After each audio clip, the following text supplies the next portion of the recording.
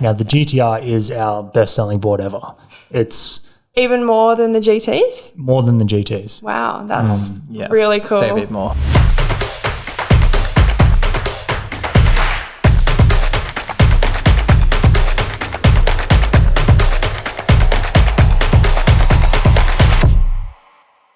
Welcome back to another episode of the eSkate Chat podcast. We're here with Jeff, and first time on the podcast, we have Keely. How you doing? Hey, good, thank you. Is this your first time? Yes. I wasn't aware of that. Okay. Yes, it is. Welcome. Thank you. Keely is our customer experience manager. Yeah. So she takes care of pretty much the front line of when customers come and deal with us. Absolutely. So anything from in-store to online, through Facebook, the live chat, anything like that. So I'm first point of call, as well as our team across the world too. So, but you also shred. Yes. Let's talk about that. I love snowboarding. So coming to this job was amazing. I could have that experience off the slopes. So it's good. How long have you been with Evolve? 3.5 years, very long time. But before that I spent 2 years in the snow through Japan and Falls Creek. So a lot of board sports experience. I'm stoked to be here today, so thanks. Cool. I always like seeing you ride out there with anyone who comes in here. Yeah. You take them for a bit of a journey, and often, your style is usually on top, I must admit, which is good to see, you know, being an Evolve staff member. Yeah, for sure. No, I definitely have found ways to amuse myself out there as well by doing little tracks, trying to weave through all of the sticks and stones out there. But really waiting for that racetrack, Jeff. So. Okay, I remember that. Yeah, me too. Build me a racetrack. Yeah, I think that'd be fun. I think on the roof or something. That'd be fun. Next Evolve factory, inbuilt track. That would be epic. Epic. Absolutely. So what we're talking about there, you going out in the car park, riding with people, we have a physical store here. Yep. People can come in, test boards, figure it out, what, I guess, series they want, all those things. What does it look like when a customer walks in? Do they know what board they want? How familiar are they with electric skateboardings? What's the general outlook when they come in? We have such a variety of customers. So anything from the beginners who know absolutely nothing about it, have never stepped foot on a board at all, not necessarily like a longboard, electric skateboard, but not even like snowboarding or anything like that. So they're a complete beginner. We run through everything with them, get them on the board and get them riding it. I think the one thing for these customers that I really like is that we do offer demos, and Tom and I here, we do love teaching customers how to ride and seeing them improve, even if it's in like 5 minutes or 10 minutes. So we do have the beginners, and then you got the people that do know a little bit more about the boards, so you can talk a little bit more technical with them. And then, of course, the people that just know exactly what they want. They come in, they're like, I want the best, or I want this board, like straight off the bat, and they're here for 2 minutes tops. So, Is there like a stereotype person when they come through the door, or is it sometimes hard to pick? Is it, oh, wow, you're interested in electric skateboarding, this is cool. Yeah. So I usually ask what they're going to be using the board for. So a lot of different types. So I guess commuting to and from work, or if they work in the city and they don't want to pay for parking. So there's the commuters. You got the weekend fun guys, weekend warriors that just want it for fun on the weekend. They want it to spend time with their kids and things like that. You got the surfers or snowboarders that want to use it as a replacement when there's no waves, like now. Or my favourite one, the mental health advocates. They're using it to get away from daily life. That's awesome.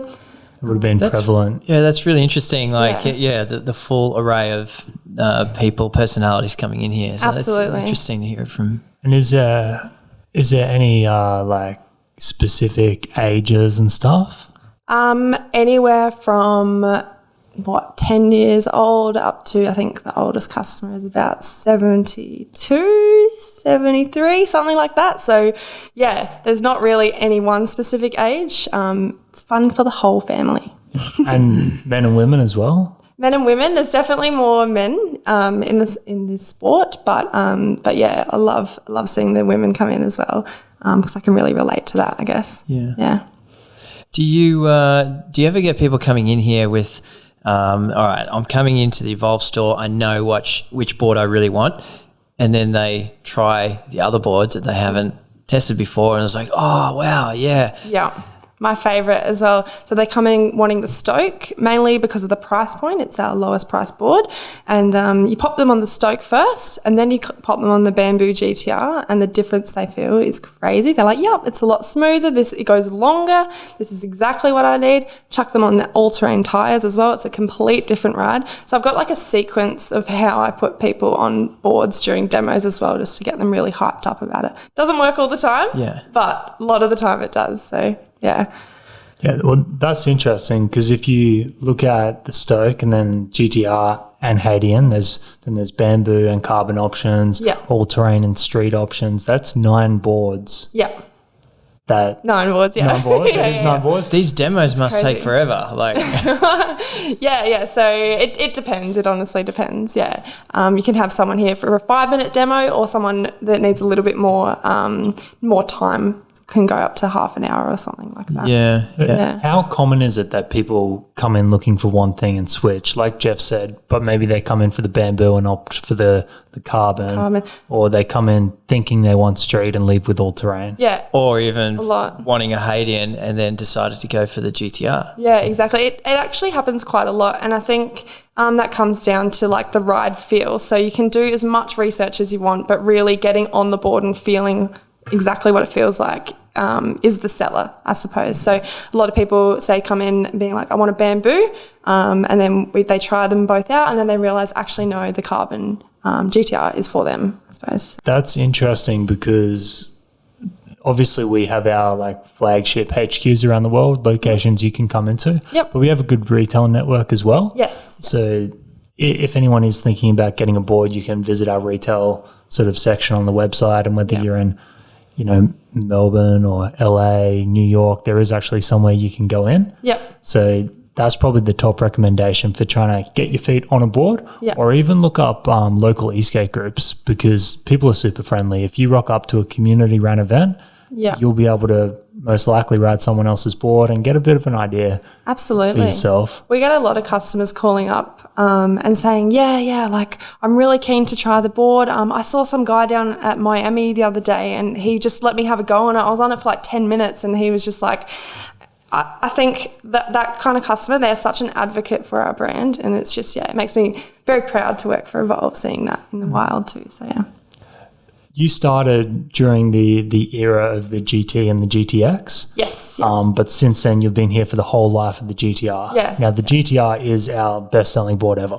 It's even more than the GTs? More than the GTs. Wow, that's really cool. Fair bit more. Yeah. Yeah, so the GTR has been a bit of a staple in the eSkate scene, I'd say. Yep. I personally think it's because it balances sort of performance and value. Yeah. It's a good sort of middle ground to get everything done that, the commuters need or the weekend warriors need. It's not going to go 100 kilometers an hour or travel 100 kilometers. Yeah. But then again, how many people need that? Exactly. Is that a conversation you have with people? Yeah, sometimes for sure. I mean, the Hadean's still so new, so it's been 3 months since we released it. So we haven't had too many of those conversations, but yeah, definitely there's been people that are just like, well, I actually don't need to go 40 kilometers, or I don't need to go 42 kilometers an hour. Like, I'm actually just happy sitting in the mid-range here. Suits my bank account a little bit more, and I do get that awesome feeling as well, because all the boards, they do have the double kingpin truck, which ultimately gets you that carve. So as long as you're getting that ride feel, like, happy days. Well, that's an interesting point. Like, the actual ride feel between the two boards is similar, right? Electronics wise. You're talking about the GTR, the carbon and the bamboo, or the series? Between the series, between the GTR and the Hadean.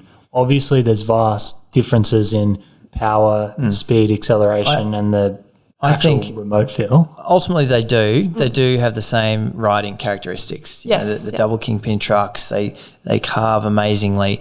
I think the ride feel, however, on the Hadean is It's noticeably different in terms of because the deck is wider, and when you do use that on like a grass surface, I find as a rider I have better control. Like I'm actually able to carve left and right on grass and not have the back wheels spin out.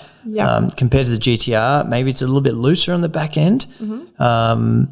But ultimately, other than performance and that subtle difference, they generally do ride the same. Yeah, I guess that's sort of my point.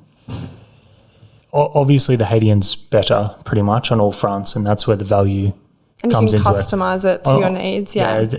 It feels a little bit more comfortable. It's a little bit more powerful. It's faster. But just because the GTR is cheaper, you don't actually lose anything. It's like it might not be as refined, but it's still all there. If you're talking about the ride feeling, the endless wave, you want to get out at 10 o'clock at night and have the footpath or street to yourself, you're still going to get that stokedness. The level of just, oh man, I'm in the moment. It's always, you're still going to get it from the GTR. Yeah, for sure. My best friend actually hit me up last week and he said, look, I've seen you riding these things for a few years. It's time. I've got to get one.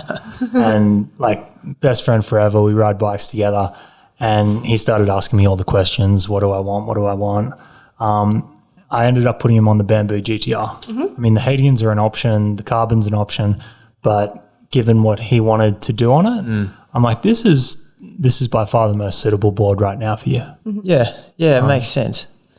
I found like when I first started working here, I had the mindset of like I want the customer to work out what they want themselves.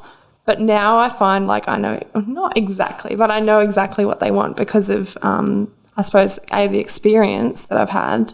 And yeah, I've seen it so many different scenarios. Like with the Bamboo GTR, for example, beginners, really, really great for beginners. You can turn a lot easier. Surfers love Bamboo GTRs, but not all surfers as well. So when comparing the two boards to a surfer, I would say that the Bamboo GTR is more like the short board, whereas the Carbon is more like the Mao, and it would click in their head. And then they'll go. Yeah, that's interesting. Yeah. No. How about street versus all-terrain? Yeah, good question. That is a good question. Yeah. That's a huge difference, Yeah. and I think it isn't what a novice or someone not experienced with electric skateboards really expects. I don't think they expect the difference to be so big. Yeah, exactly right. So the street wheels, they are your commuting wheel. If you want to go further, these are your guys. They obviously will let you slide as well, so a little bit more advanced. But the all-terrain, the main difference, I suppose, is actually because the all-terrain tyres are pneumatic, they absorb the ground and it's more like a gliding feeling. So I've had a lot of customers use that actual terminology, gliding. So it's a great option for the beginners because they feel a little bit more comfortable and you're not feeling all the rattles in the road. But yeah, commuter versus gliding as well. I think, I reckon we could debate about that, Keely. Yeah. I was going to say. So my opinion on that, you hit the nail on the head with everything. I think the street board is definitely your more advanced rider. Yeah. Having the urethane and as a snowboarder and surfer, there's nothing better than having like a smooth road that's just mint on street wheels because it's just fast and it's like you're going down a freshly groomed mountain, 100%. 70k an hour on that edge. It's like it's a great feeling, and it is good for commuting because it can go further. Yeah. But it doesn't necessarily mean it's the best commuting board. And I only say that because I think the AT wheels is great, definitely for the beginner riders, no doubt about it. The good thing about the AT wheels is you can just forget where you're riding. You can go over lips and potholes and grass and dirt, and that's usually what you encounter when you go from A to Z and back again. When you roll out of bed at 6:30 a.m., you haven't had your coffee and you need to get on a board, it really is like the grip and the comfort to not have to think about how you're doing your corner or what is this lip coming up. There's definitely a safety aspect. Don't have to think as much. Or there's just a safety aspect to it that you can be more comfortable that a small crack isn't going to throw you off balance. But then again, like, you know, the better riders out there who are experienced with those skateboards and longboards, would choose that street version as a commuter option any day of the week, probably because they just know how to ride. Yeah, for sure. I loved what you just said with that the all-terrain tyres, that you forget where you're riding. I'm going to use that. Thanks. Cool. Yeah, well, you don't have to think. Say you're going along a footpath and there's a little kid in front of you on a bike. You're like, I want to get away from him. There's grass over here. You just go. Like, you don't have to worry about how big that lip is. Sure. You don't really have to think about all those things. Yeah. Whereas you got to be more conscious of, you know, is there a little bit of sand on the path, or is there a surface change between? I was about to say that, like, you don't want to get in your comfort zone too much and just forget about, I'll just go over everything because, I mean, we've all come undone before. You go over, especially around where I live, it's very sandy, and you go over the grass and then next minute there's this real soft bit of sand and then your wheels just stop. True, yeah. I guess I relate to that because I sometimes forget where I am. Feel like I'm riding on the slopes. Yeah. And then you come back to reality, like, oh, kind of. Do you, when you ride, is that what sometimes is in your head? You're reminiscing and visualizing? Yeah. And then when I'm dodging all of the rocks and sticks in the path, I'm imagining that I'm going through a tree run. It's so interesting because that's how I ride. I'm exactly the same. Often when I'm cruising on a footpath or I'm in a car, I'm like remembering some of those runs or just wishing I was somewhere else or and it's usually to do with snowboarding. So I've had so many good moments in the snow where it's just like freedom. Yeah, freedom, absolutely. So we've started shipping Hadeans now. They're on their way out. By the time this one comes out, we'll have been shipping them for about a week, 2 weeks, all around the world. It won't be too long until we have them in store and people can come in and have the choice between two boards. Yeah. So that's going to be interesting for you. It's going to be a challenge for you. Absolutely, yeah. I think there's going to be a lot of conversations about, do you need this? Like, how much is too much? And the same could be said for the Hadean versus other vehicles, whether it's an e-bike or something that goes 200 kilometers on a single battery. Are you going to use it? How are you going to ride that? Yeah, do you really need that high-end speed, you know, or are you 98% of your ride, are you going to be under 30k an hour? You know, is the way you're going to use the board, are you mostly going to use it for under 20k of range each time? And then, you know, if they say no or yes, it's like, well, maybe the Hadean isn't right for you. You know, you get something that's lighter, something a bit cheaper, it's still going to get the same result. So, yeah, it's going to be interesting to see the feedback once people start getting them and really talking about, especially from a lot of the GTR owners now who are the early adopters to the Hadean series. It's going to be some interesting conversations online, which people may read that and then they'll come in here and then these are the conversations you'll have with them and we're like, well, maybe you should try this. And it's going to be interesting. I don't know what to expect, so there's only one way to find out. You've definitely, we've got a couple of Hadeans here now, and you have been doing some demos, and I have definitely seen you putting people on the GTR as well as the Hadean. Like, how's that been so far? It's been pretty good. Again, with the sequence, I'd put them on the GTR first, and then go over to the Hadean. Feedback has been all in all good, but yeah, we've had a lot of rain lately, so we haven't had many demos, so please feel free to come in. What's the reaction like when they jump on the Hadean after the GTR? Because I know I've demoed people and they get blown away by the GTR's power, even when it's in eco, someone that's new to it. So how can they deal with the Hadean? I don't know. Well, I mean, the Hadean has the capability of just being like a beast at the end of the day. So it's got enormous power. Clearly we're not putting them in the higher speed modes. No, definitely not, no. In eco mode for sure, but... how many customers come in that already own a GTR and they've come in to demo the Hadean? How many? Well, has there been multiple? Yeah. I'd say it's mainly GTR owners wanting to upgrade to the Hadean. So they've ridden the GTR for multiple years, 2 to 3 years, I'd say, and then they're ready to upgrade and go into something that's got a little bit more. So they're generally the people that will come in for the Hadean. We wouldn't really see like a brand new beginner on a Hadean just because it is that the higher power board. It's not a beginner's board. No. Yeah, but it can be. It can be. It totally can be. Yeah. If you've got the cash. If you want to future-proof what you're doing. Yeah, if you want to grow into it, that's definitely a board that's going to give you progression. Yeah. But it's a lot of board. If that's your first board, you're a lucky person. Very, very lucky. Yeah. I think I was speaking to one customer last week, and he was just like, "Yep, all or nothing." Never had an electric skateboard, but I thought go for the Rolls Royce, and he just bit the bullet. But I think most customers are experienced, if not with GTRs or Evolve, with other brands. Yeah.